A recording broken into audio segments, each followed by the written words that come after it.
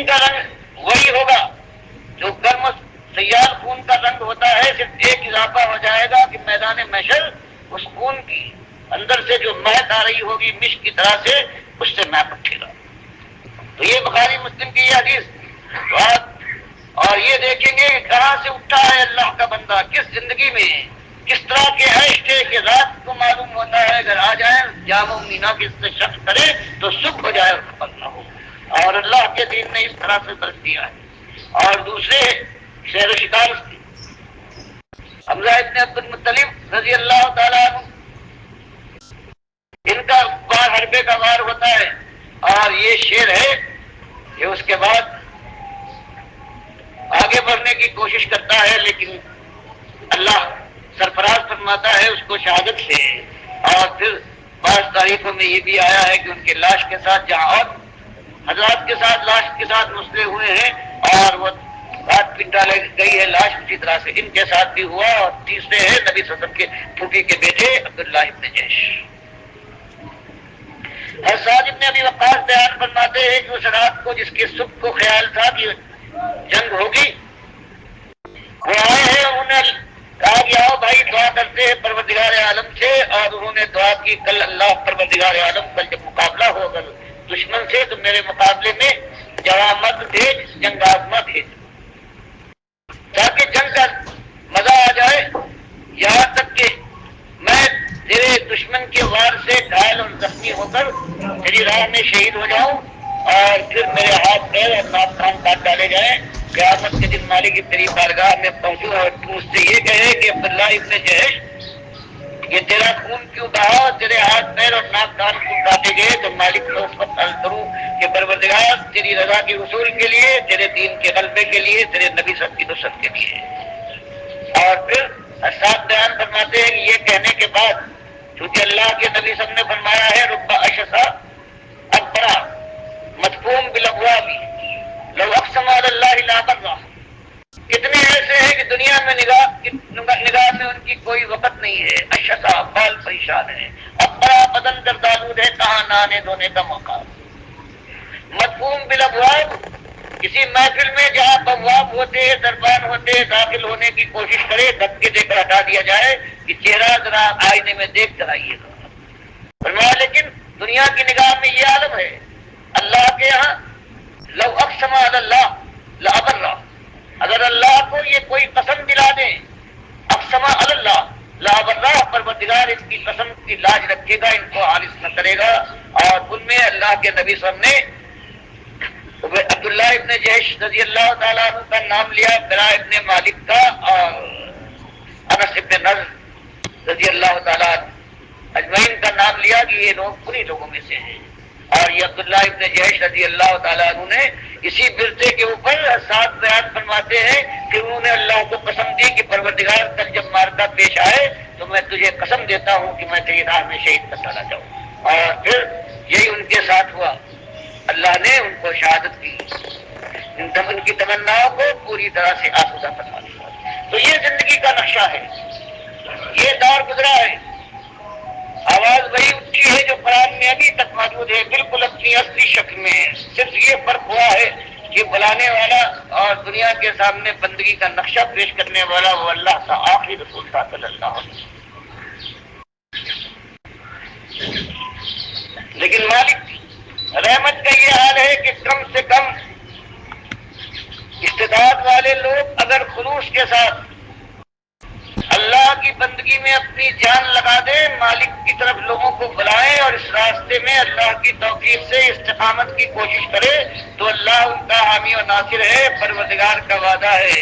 کہ وہ اپنے مومن بندوں کے ساتھ ہے، وہ اسی بات کو پسند فرماتا ہے کہ جو اس نے اپنی کتاب میں بیان فرما دیا ہے، بس ہمت ور اگر اس بات کو قبول کرنے کے بعد آگے بڑھے سنت کے عین مطابق اللہ کی رضا کے حصول کے لیے، تو مالک کا وعدہ ہے کہ اس راہ میں پھر کہیں ناکامی کا گزر نہیں ہے۔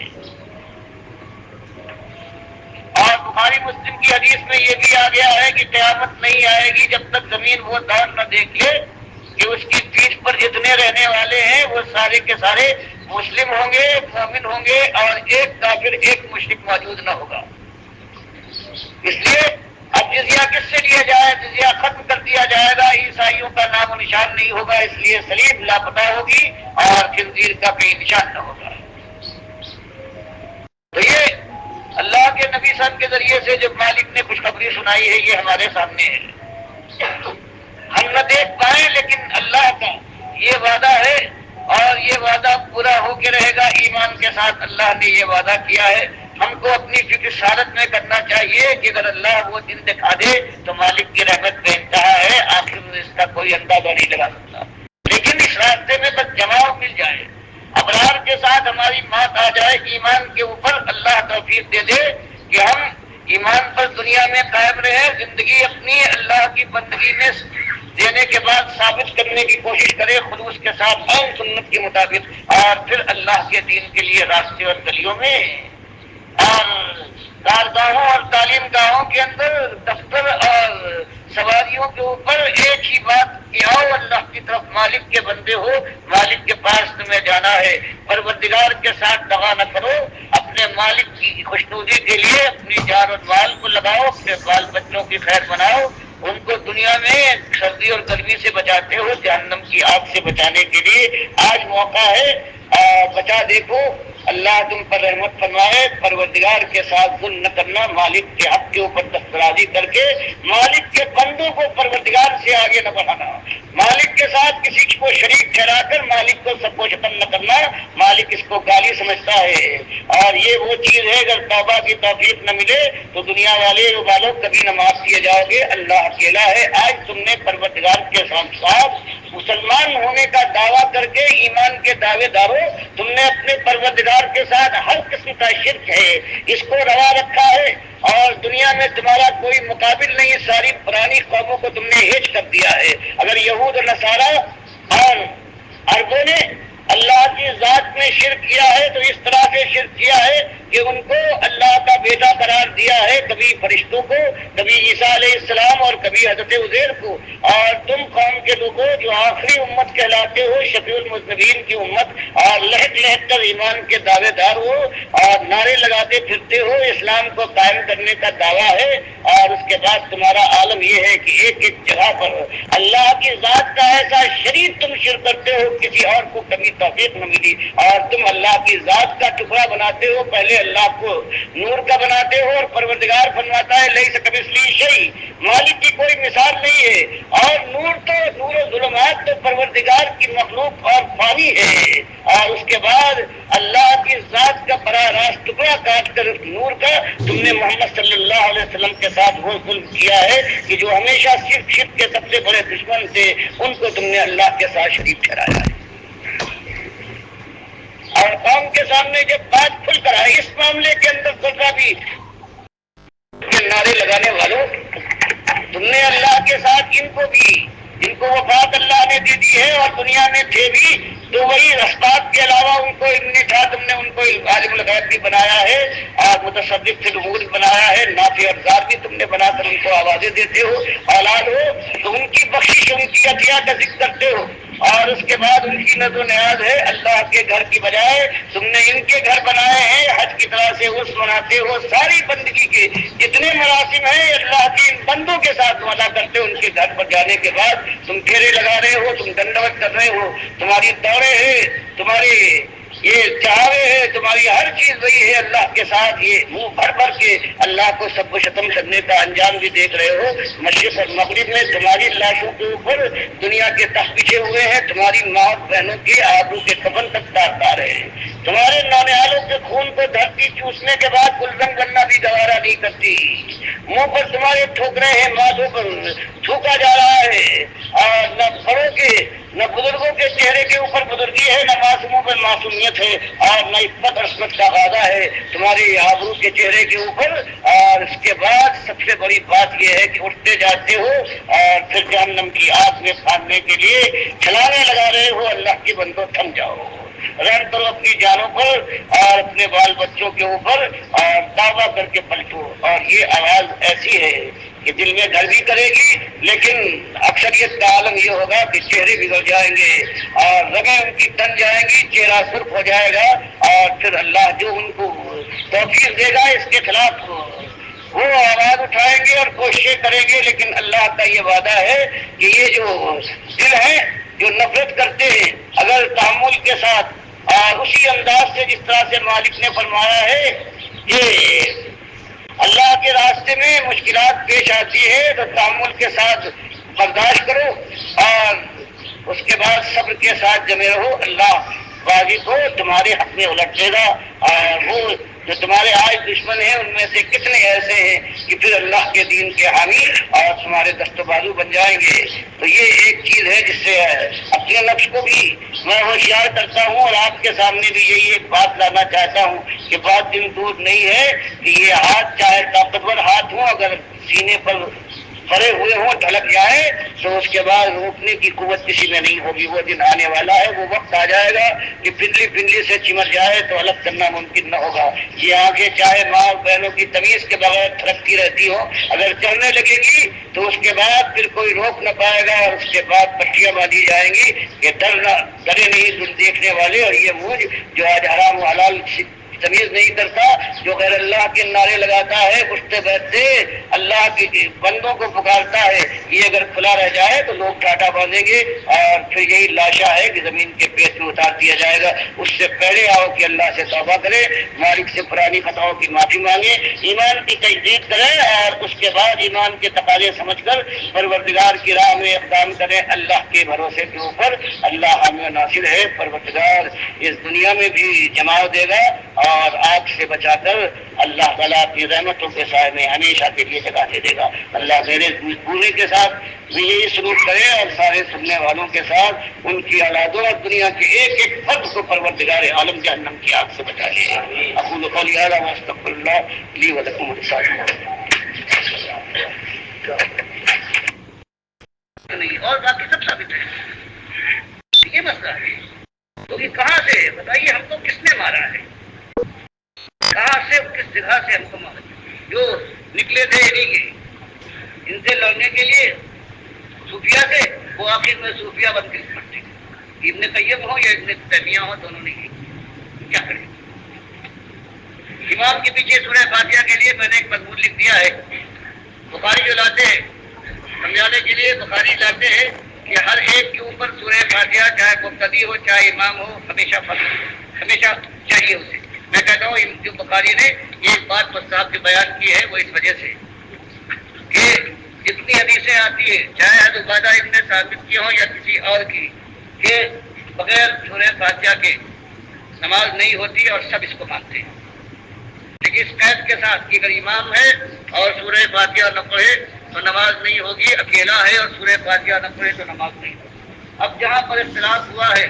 وہ اختلاف خالص جماعت کے ساتھ جب امام ہے اور مقتدی ہے اس وقت اختلاف ہوا ہے۔ اس کے اندر بخاری نے یہ دکھایا ہے کہ دیکھو جیسے حضرت ابو ہریرہ نے مسلم کی حدیث میں بیان کیا کہ اللہ نے سورہ فاتحہ کو اپنے اور اپنے بندے کے درمیان برابر برابر تقسیم کر دیا ہے۔ جب بندہ کہتا ہے الحمدللہ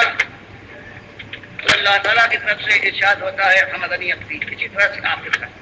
پھر ان کے شاگرد نے پوچھا کہ یہ فضیلت ہے استاد، تو پھر ہم جب امام اگر قرات کے ساتھ پڑھ رہا ہے تو پھر کیا کریں؟ وہ اگر وہ جہری نماز نہیں ہے خاموشی سے تب تو کوئی سوال ہی پیدا نہیں ہو۔ سوال یہاں پر آپ پڑھا تو حضرت ابو ہریرہ نے فرمایا اقرا حافظ نفس کا، اپنے دل میں پڑھ،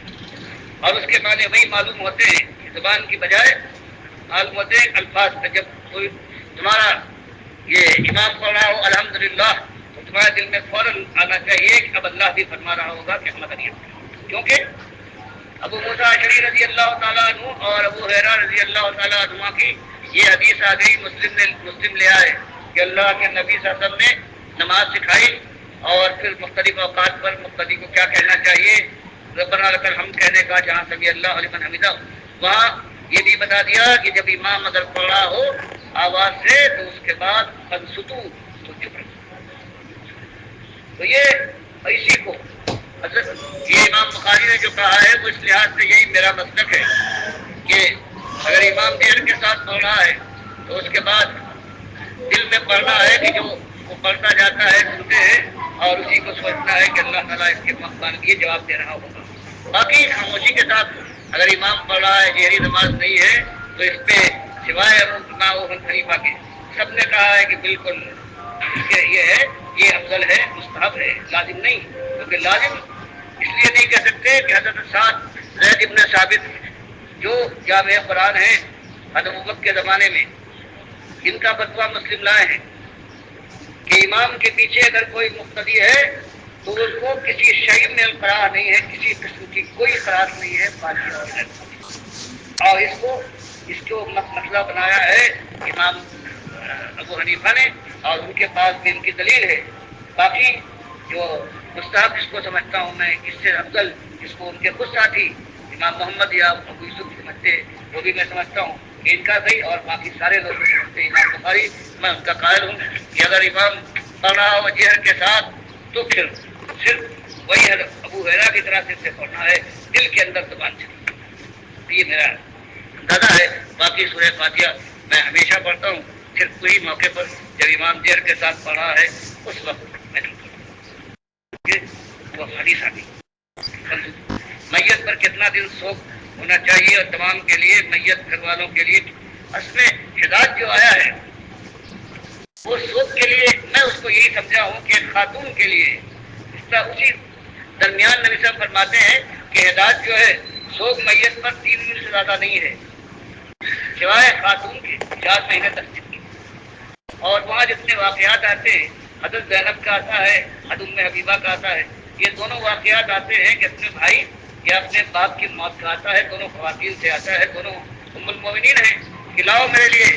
وہ خوشبو اور سگار کا سامان، مجھے ضرورت نہیں تھی لیکن اللہ کے نبی صاحب نے فرمایا ہے کہ میت کے اوپر 3 دن سے زیادہ جو ہے یہ سگار سے پرہیز نہ کیا جائے، اس لیے انہوں نے کیا ہے۔ تو مرد کے لیے تو مجھے کوئی بات معلوم نہیں ہے، میں سمجھتا ہوں یہ خاص دونوں حدیثیں بھی خواتین کی ہیں، اور ان کا تو مرد کے لیے تو کوئی سوگ کا کوئی اور معاملہ مجھے معلوم نہیں تھا، خواتین کے لیے میرے خیال میں یہ حدیث اس کے لیے ہے۔ وطر میں ہاتھ اٹھا کر دعا جاتی ہے یا نہیں؟ جو وطر میں صحیح حدیث تو کوئی نہیں مانتا، جو اٹھا کر وطر میں کرتے ہیں وہ بھی اس عام وطر کے اندر ان کے پاس بھی کوئی ایسی صحیح روایت نہیں ہے۔ نہ بخاری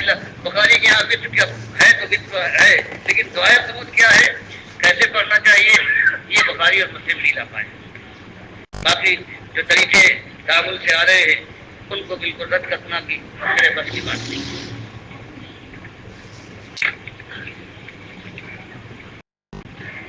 ایک آدمی جس کو یہ مکمل یقین ہے کہ قیامت آتی ہے، خدا پر بھی یقین رکھتا ہے، داڑھی بھی رکھی ہے، دین کے کافی کام کرتا ہے، لیکن پھر جب وہ دین میں مکمل آنا چاہتا ہے تو اس کا دل نہیں لگتا، بلکہ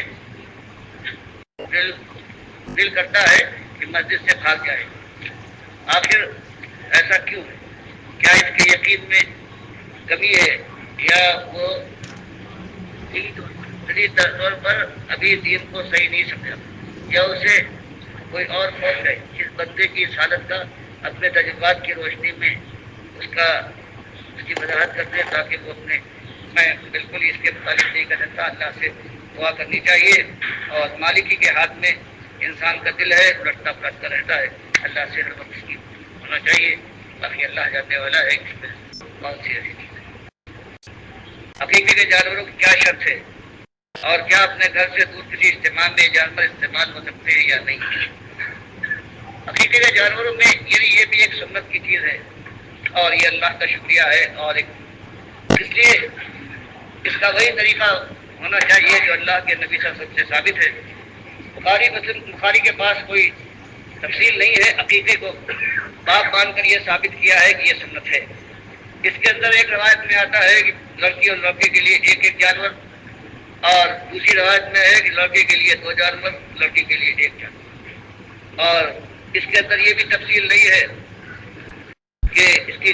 اور اس پر قاعدہ کیا ہے۔ لوگوں نے قیاس کیا ہے قربانی کے اوپر، اور وہی قاعدہ اس پہ لگائی ہے کہ 3 حصے ہوں گے، اسی قسم کا جانور ہوگا، جیسے قربانی کی جا سکتی ہے 3 حصے، وہی 1 مسکین کے لیے، گھر والوں کے لیے، دوستوں کے لیے۔ باقی یہ کہ یہ دوستوں کے لیے کہ خاص موقع کے لیے روک رکھے اور پھر اس وقت یہ عقیقہ کرے، یہ مناسب نہیں ہے۔ جو حدیثوں میں جو وقت تعین آیا ہے وہ ساتھ میں نپٹایا ہے وہی زیادہ مناسب۔ ایک آدمی نے اپنی زمین کسی زمانے میں کسی پیر کے نام بخش دی، اب ایک مومن کے لیے اس زمین کا خریدنا جائز ہے یا نہیں؟ یہ تو ساری زمینیں ایسی، یہ مسئلہ نہیں کہ جی انسان کو ضرورت ہوتی ہے کوئی وہ خرید سکتا ہے، اگر وہ مالک بنا دیا گیا تھا کافر اور مشرک یا تاغوت ہے تو تاغوت سے خرید و فروخت ہو سکتی ہے۔ کیا دعائے قنوت کے بغیر عشاء کی نماز ہو سکتی ہے؟ اصل میں اس کے اندر بھی کیونکہ اس کے واجب کا لفظ آ گیا ہے کہ اللہ نے ایک نماز تم پر اور واجب کی ہے، اس لیے ایک گروہ نے اس کے اوپر دعائے قنوت کو واجب بات میں سے ایک واجب سمجھا ہے اور کہا ہے کہ دعائے قنوت نہ پڑھی جائے گی تو ایسا لازم آ جائے گا، لیکن اوروں کا یہ خیال نہیں ہے، اس لیے میرے خیال میں یہ قید یہ مناسب نہیں ہے۔ امام شافعی فجر کے بعد کرتا ہوں۔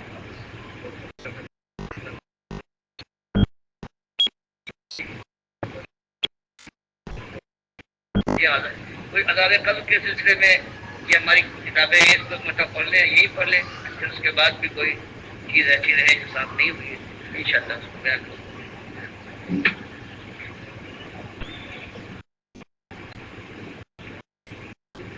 وضاحت فرمائے کہ زمین کی مختلف تناسب سے بٹائی پر دینا یا لینا جائز ہے؟ اصل معاملہ یہ ہے کہ میں اسی میں پریشان ہوں، بٹائی پہ زمین دینا، تو دونوں طرح کی روایتیں آتی ہیں، اس کے لیے میں یقین کے ساتھ نہیں پہنچا ہوں کہ بٹائی پہ زمین دینا یہ جائز ہے بھی نہیں۔ میں مناسب یہی سمجھتا ہوں کہ اگر انسان اپنی زمین کو کاشت نہیں کر سکتا تو اپنے بھائی کو سونے کے طور پر دیتے۔ باقی اور حدیثوں سے نافع ابن خدیج جو ہے حدیثوں سے ثابت بھی ہوتا ہے، کرایہ بھی اس کو ہو سکتا ہے بتائی، لیکن میں اس کی تفصیل سے آپ کو بتائی۔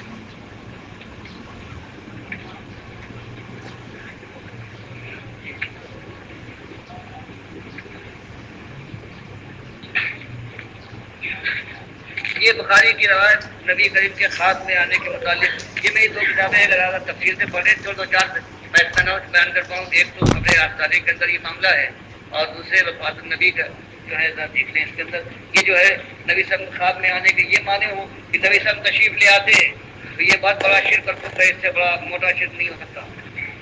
باقی آپ عالم الغیب بھی ماننا پڑے گا، برزخ کی آگ کو توڑ کر نکلنا بھی ہوگا، پھر یہ خواب کے ڈائمینشن نہیں ہوتے،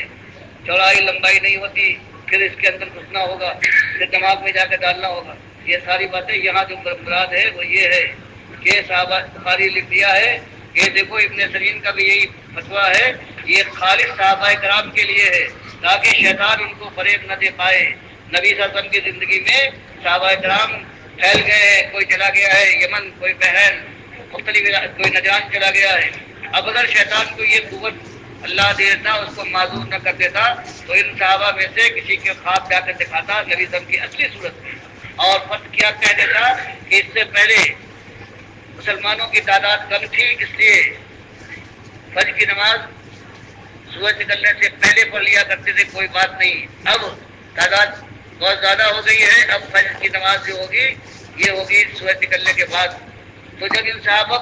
شیطان اس شکل میں جانے کے بعد خواب میں ان کو پریشان کرتا تو یہ صورت تو پہچانتے تھے کہ صورت تو وہی ہم دیکھتے ہیں، تو ان کے دل میں خلجان پیدا ہوتا کہ یہ کیسے بات ہو گئی۔ اور پھر اگر آدمی بھیجے یمن سے 3 مہینے آئے، 3 مہینے کے بعد جائے تو اس خلجان میں 6 مہینے ان کو گزر گئے۔ اس طرح سے اللہ نے مسلم کی حدیث میں آتا ہے کہ نبی صاحب نے فرمایا کہ ہر ایک کے ساتھ شیطان لگا ہوا ہے۔ صحابہ کرام نے پوچھا اور آپ کے ساتھ بھی؟ فرمایا میرے ساتھ بھی شیطان لگا ہوا ہے، ولیکن اعاننی علیہ اللہ واسلم، لیکن پروردگار نے میری مدد فرمائی اور شیطان میرا مطیع ہو گیا ہے، مجھے فریب نہیں دے سکتا۔ تو آپ کی خصوصیت شیطان سے بچنے کے لیے اور صحابہ کو اللہ نے بچایا ہے اس ذریعے سے، اسی لیے بخاری نے کہہ دیا کہ من راہ علی صورتی، یہ ان کے حق میں ہے صحابہ کے جنہوں نے آپ کو آپ کی اصلی صورت میں، اسی لیے آیا کہ جو مجھے خواب میں دیکھے گا وہ مجھے جاگنے کے بعد بھی دیکھے گا۔ فرمایا کہ اگر تم نے خواب میں مجھے دیکھا ہے تمہارا اپنا خیال خواب ہے، شیطان نہیں شکتی تھا، شیطانی خواب نہیں تھا، یہ کرتے وقت دیکھنا ہے، شیطان کی طرف سے سمجھو، شیطان کو تو اللہ نے یہ طاقت نہیں دی ہے کہ خواب کے ذریعے سے میری شک بنا کر کسی کو فریب دے سکے۔ کیا مومن مشرق باپ کی جائیداد کا حصے دار بن سکتا ہے؟ یہ جب آخر کا فیصلہ یہ ہو گیا کہ مومن مشرق کا نہیں ہے وارث بن سکتا ہے اور نہ مشرق مومن کا، دونوں کے لیے مسلمان جب مر جاتا ہے، جو کہا جاتا ہے کہ ہم شاید 3 دن تک کھانا، کہاں تک 3 دن کا ذکر نہیں آیا ہے صحیح حدیث میں، حضرت جعفر طیار کی شہادت کی جب آپ نے خبر دی ہے کہ موسیٰ کی جنگ میں اب جھنڈا آیا ہے زید بن حارثہ کے ہاتھ، پھر کچھ دیر کے بعد آپ نے فرمایا وہ شہید ہو گئے، اس کے بعد فرمایا جعفر طیار کے ساتھ یہی ہوا، اور اس کے بعد عبداللہ ابن رواحہ، اور اس کے بعد ایک سیف اللہ کے ہاتھ میں آیا ہے، اللہ نے فتح دی، تب اس کے بعد آپ نے گھر والوں سے کہا ہے کہ ان کے اوپر ایک کیفیت طاری ہے جعفر کے گھر والوں کے، اب یہ تمہیں چاہیے کہ ان کی خدمت کرو، اور اس وقت کہاں ان کو ہوش ہے، تو یہ ہے وقت کی قید نہیں ہے، لیکن یہ ہے کہ بھائی چارے کا اور مساوات اور محبت کا معاملہ یہ ہے کہ ان کی خاطر مدارات کے لیے ان کو کچھ کھلایا جائے بچوں کو اس طرح سے، تو اس کے 3 دن کی قید مجھے نہیں ملی۔ مقرری بتائیے امام احمد بن حنبل رحمۃ اللہ علیہ مشرک تھے یا مسلم؟ اگر مشرک تھے تو مشرک سے حدیث بیان کی جا سکتی ہے، میں نے کوئی حدیث ان سے بیان نہیں کی کہ جو ایسے آدمی نے نہ بیان کر دی ہو، جیسے میں نے جو ان سے روایت لی ہے کہ تعویذ و گنڈے میں اس کو ترمذی لے آ چکے ہیں، اس لیے جیسے کہ میں ہندوؤں پر کوئی بات پوری کرنے کے لیے یہ بھی کہوں کہ یہ بات تو ہے حق، اور تمہارے گاندھی بھی یہی کہتے ہیں، اس لیے میں نے دلیل جو ہے دلیل قائم کرنے کے لیے ایک یہاں پر ہے اور ایک دوسرے اس کو بخاری تصدیق فرما دی ہے، وہ یہ کہ نبی صلی اللہ علیہ وسلم نے فرمایا اقرؤ القرآن ولا تأکلوا بہ، اس قسم کی جو چیز ہے کہ جو دنیا میں اسلام سے اور قرآن سے کوئی اجرت لے کماتا ہے تو وہ جو ہے یہ حرام ہے، کھانے پینا یہ پیٹ کی روٹی کا ذریعہ نہیں بنانا چاہیے۔ میں نے جو روایتیں ان سے لی ہیں صرف ان لوگوں پر حجت تمام کرنے کے لیے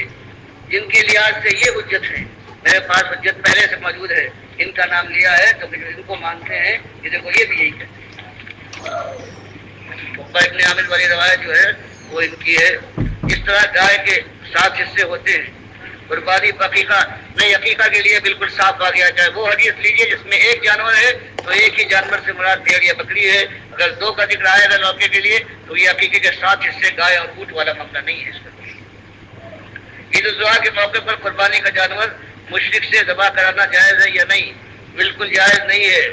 بلکہ جو شخص ہے جس کی قربانی ہو رہی ہو وہ خود کرے، جیسے بخاری روایت کرتے ہیں کہ ابو موسیٰ اشعری رضی اللہ تعالیٰ عنہ اپنے لڑکیوں سے جو قربانی کا جانور ہوتا تھا ان سے ذبح کرواتے تھے اگر ان کا قربانی، تو یہ خود کرنا چاہیے مومن کے لیے، یہ سارا مولوی اور یہ آ گیا ہے بیچ میں۔ کیا عقیقے جانور کا گوشت مشرک بہن بھائیوں کھانا جائے؟ یہ ایسی چیز ہے کہ یہ صدقہ، یہ وہ صدقہ ہے جس کے اندر ہر ایک کھا سکتا ہے، جیسے کوئی صدقہ کرے مشرک کو بھی دے سکتا ہے، سوائے یہ جو زکوٰۃ کا مال ہے اس میں اللہ کے نبی صلی اللہ علیہ وسلم نے فرما دیا تؤخذ من اغنیائکم وترد الی فقرائکم، اس میں کم کی ضمیر آ گئی ہے، تمہارے پیسے والوں سے لیا جائے گا، تمہارے پیسے غریبوں کو لوٹا دیا جائے گا، اس لیے وہاں جو ہے زکوٰۃ میں خالص مومن ہونے کی شرط ہے۔ درود کے بارے میں جیسے کہ ہم کما صلی علی ابراہیم کہتے ہیں، جبکہ ہمارا ایمان ہے کہ جتنا فضل و کرم محمد صلی اللہ علیہ وسلم پر کیا گیا ہے کسی پر نہیں کیا گیا۔ وضاحت فرمائیں، بالکل اللہ نے جگہ جگہ کہا ہے کہ آپ تو ملت ابراہیم پر ہیں، حضرت ابراہیم کو اللہ نے